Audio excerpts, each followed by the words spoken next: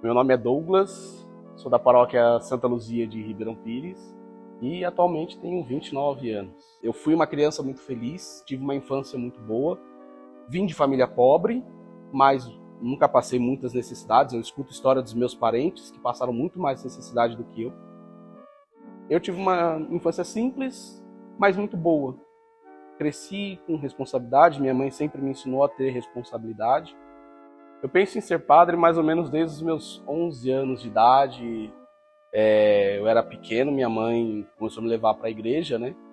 E ali, participando da missa, da celebração, eu me encantava, né? Vendo o padre presidir a Eucaristia.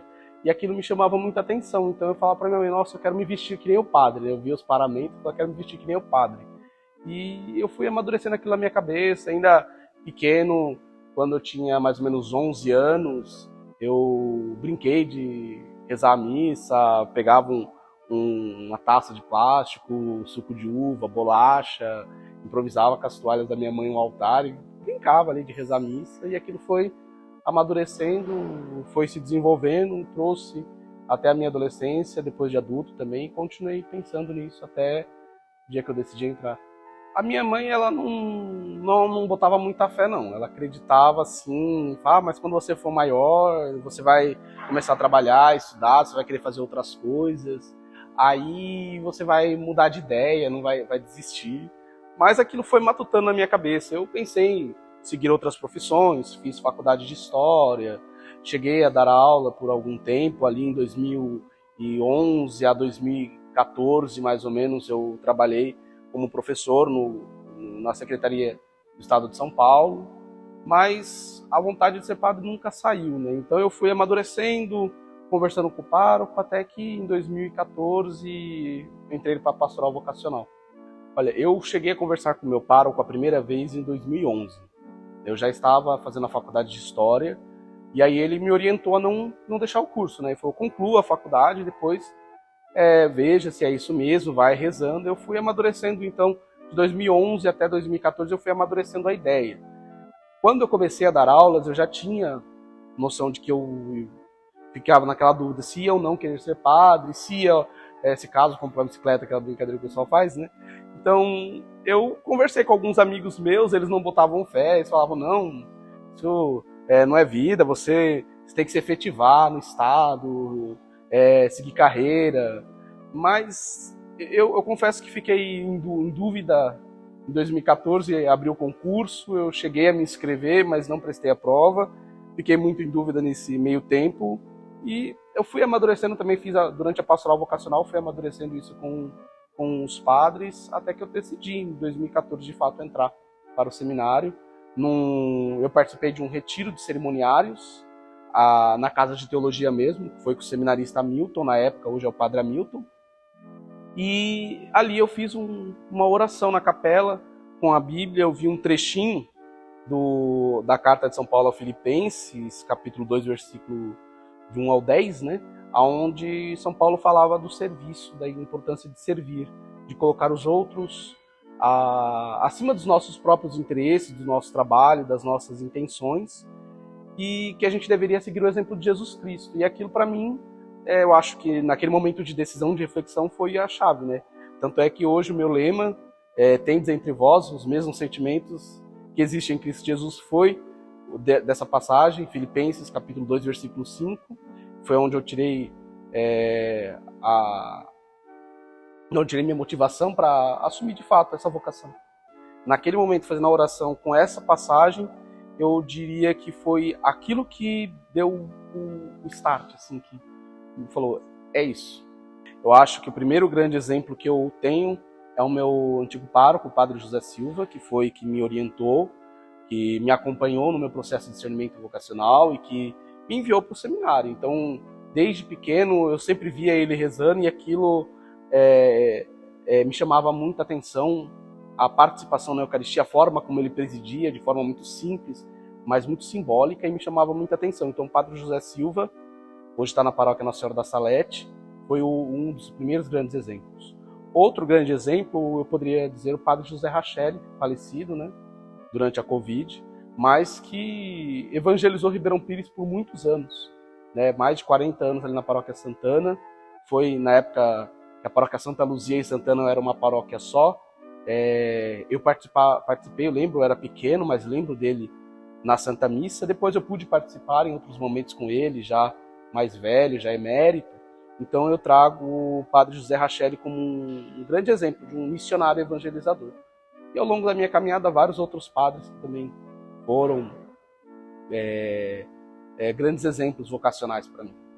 Eu me tornei muito devoto de João 23, São João 23, porque quando eu estava fazendo a faculdade de História, eu estava nesse processo de discernimento vocacional, né? Eu concluí, cheguei a terminar a faculdade de História, e durante a faculdade de História eu assisti um filme do João 23, que passou na TV Aparecida, e ali, estudando um pouco o João 23, eu conheci o Concílio Vaticano II.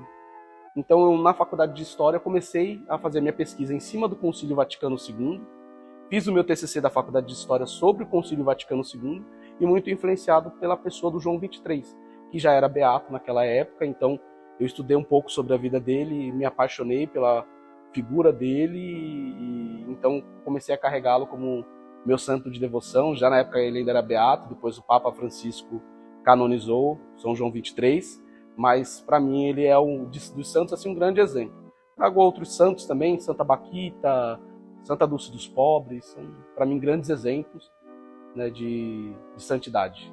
E logo que eu entrei no seminário, Dom Pedro chegou na diocese, então ele pôde me acompanhar ao longo desses 8 anos. Isso para mim foi muito importante. Eu acho que é significativo saber que eu sou o primeiro seminarista que Dom Pedro vai ordenar, que ele acompanhou desde o propedêutico até a teologia. Ele sempre foi muito solícito comigo, lembro de algumas experiências muito bacanas com ele. Quando eu estava, por exemplo, em Rio Grande da Serra, eu fui numa missa que foi de quarta-feira, essas missas, visitas pastorais que ele faz, né? E eu fazia pastoral em Rio Grande, e ali eu cerimoniei ele, ajudei ele na missa, e depois ele me ofereceu carona para eu voltar com ele aqui para Santo André. Eu vim de carona com ele, e no carro ele falou algumas coisas para mim. Ele falou: olha, me alegro muito de ver a forma como você amadureceu, como você se desenvolveu.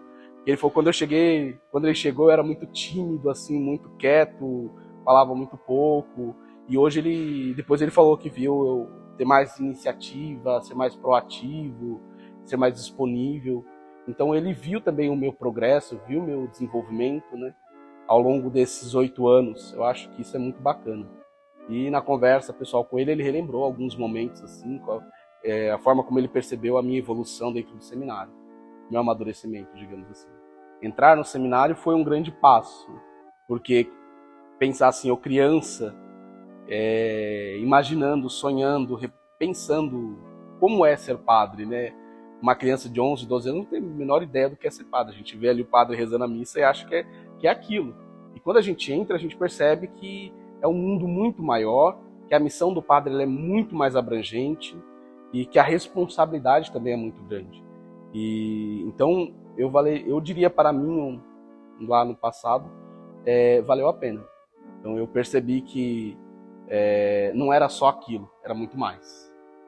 Desses 8 anos, eu destacaria assim, um momento sublime para mim foi as missões na Bahia.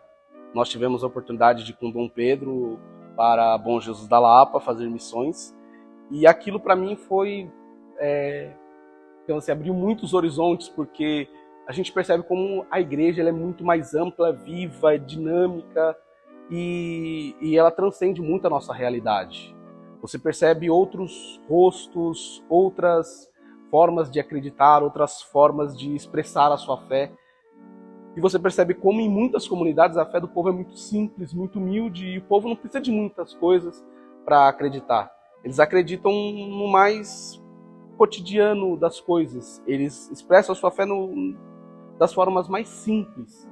E às vezes a gente espera sempre grandes sinais de Deus. Eu acho que ali Deus mostrava para mim e para tantos outros que tiveram a experiência de ir para Bom Jesus da Lapa, como a gente pode aprender muito com essas pessoas.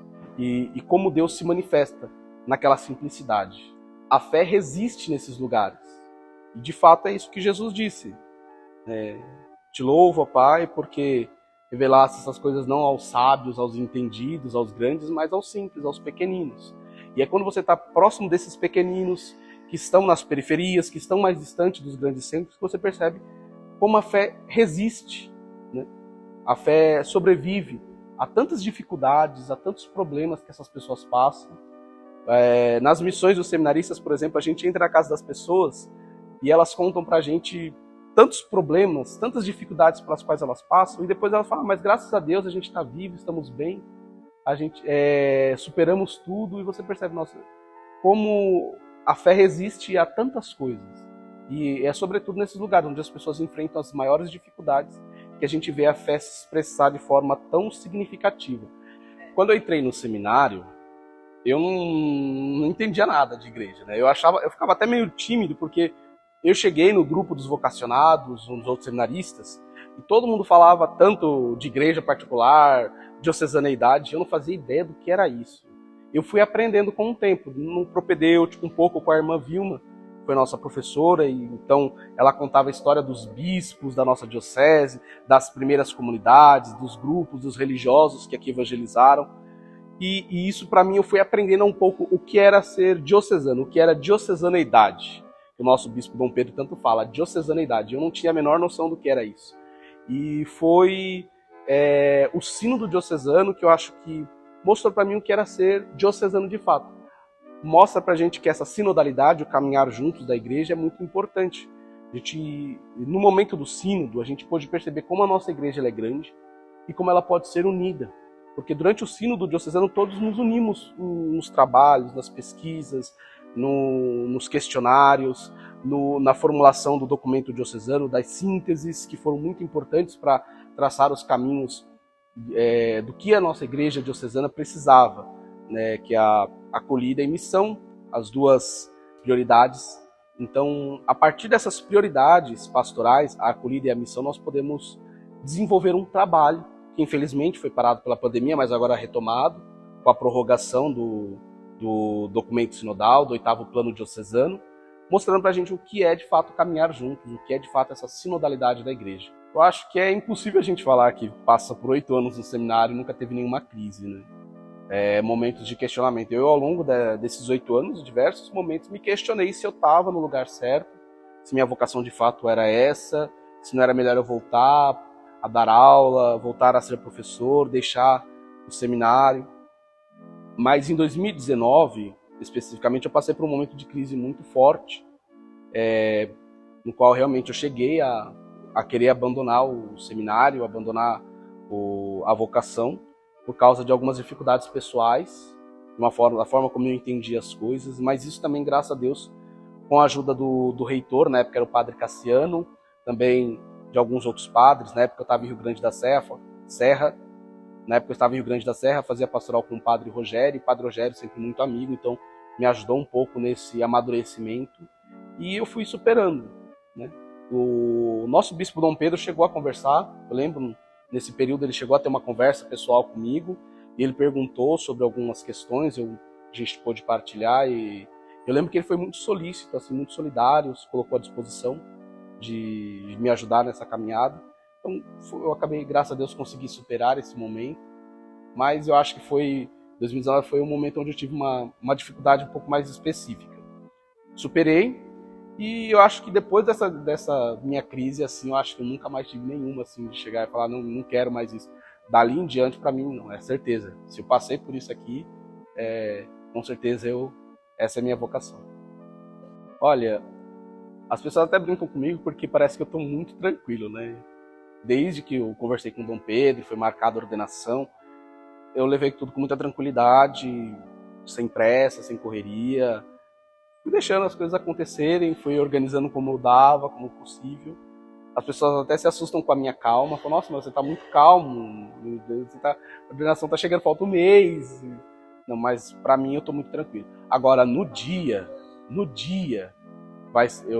eu acho que eu vou estar muito nervoso.